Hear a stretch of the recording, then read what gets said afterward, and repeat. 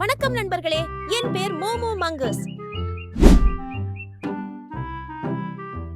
இன்று நாமெல்லாம் ஒரு அதிசயமான இடத்துக்கு போகிறோம். எங்கே தெரியுமா? இஸ்ரேல். இது பைபிளில் இருக்கும் மிக முக்கியமான நாடு. அங்கே என்னென்ன பிரபலமான இடங்கள் இருக்கிறது என்று பார்க்கலாம். தயாரா? வாருங்கள். இதோ இது பெத்லகேம்.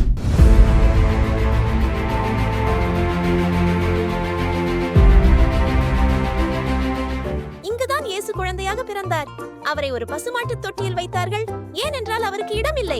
குழந்தைகள் இப்போது எல்லோரும் இயேசுவை பற்றி அறிகிறார்கள். ஏனென்றால் அவர் அனைவரையும் நேசிக்கிறார்.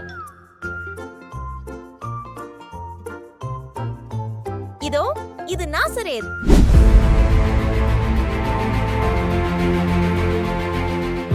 இங்கேதான் இயேசு வளர்ந்தார். அவர் சிறு குழந்தையாக விளையாடினார், வேலை செய்தார் மற்றும் எல்லோரையும் நேசிக்க கற்றுக்கொண்டார். குழந்தைகளே, நாமும் மற்றவர்களுக்கு உதவி செய்ய வேண்டும், இல்லையா?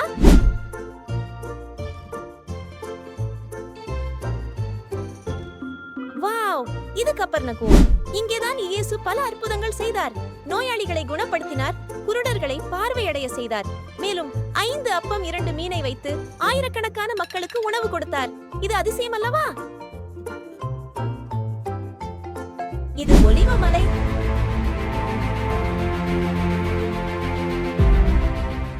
இயேசு இங்கே வந்து ஜெபித்தார்.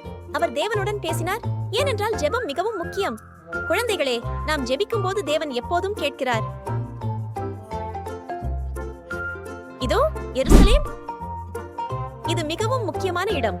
இங்கேதான் இயேசு இறந்தார். ஆனால் 3ஆம் நாளில் உயிர்த்தெழுந்தார். அதனால் இன்று நாம் அனைவரும் மகிழ்ச்சியாக இருக்கிறோம்.